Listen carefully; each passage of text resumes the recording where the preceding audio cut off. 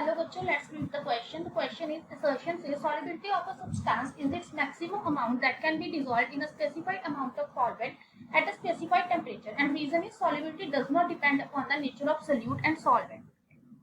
So option A says both assertion and reason are true and reason is the correct explanation of the assertion. B says both assertion and reason are true but reason is not a correct explanation of assertion. C is assertion is true but the reason is false and D is assertion is false but reason is true. So यहाँ पे हमारे पास क्या है, हमें solubility के related हमारे पास assertion और reasoning statement दे रखी है, हमें बताना है कि इनमें से correct statement कौन सी है.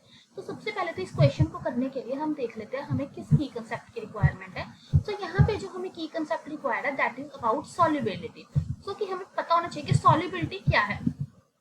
अगर हम सॉल्युबिलिटी को डिफाइन करना चाहते हैं तो हम कह सकते हैं सॉल्युबिलिटी क्या है कि maximum amount of solute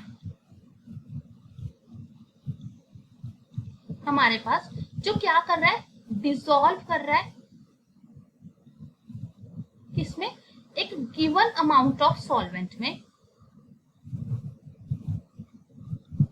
at a particular temperature.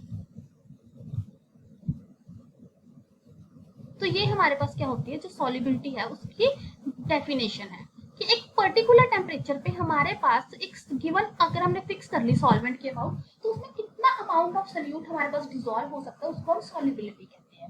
अब क्या है, अगर हम इसकी बात करते हैं कि जो सेकंड स्टेटमेंट हमें दे रखी है solubility does not depend upon nature of solute and solvent, तो ये हमारे पास इनकरेक्ट स्टेटमेंट है क्योंकि हमारे पास यहाँ पे एक प्रिंसिपल होता है that is like dissolves like. So इसका मतलब है कि अगर हमारा जो सॉल्यूट है वो पोलर है तो उसके लिए जो हमारे पास क्या है, जो सॉल्वेंट है वो भी कैसा होना चाहिए, पोलर होना चाहिए. ठीक है, तो इसका मतलब कि हमारे पास जो सॉल्युबिलिटी है वो डिपेंड करती है किस पे, नेचर ऑफ सॉल्यूट पे, कि अगर सॉल्यूट पोलर है तो सॉल्वेंट भी पोलर होना चाहिए और अगर सॉल्यूट हमारे पास नॉन पोलर है तो हमारे पास जो सॉल्वेंट है वो भी क्या होना चाहिए, नॉन पोलर होना चाहिए. तो इस केस में हमारे पास जो असर्शन है वो तो ट्रू है बट रीजन जो है वो false है. So इसका जो करेक्ट आंसर आएगा that is option C, that is assertion is true but the reason is false. Hope you find the answer. Best of luck.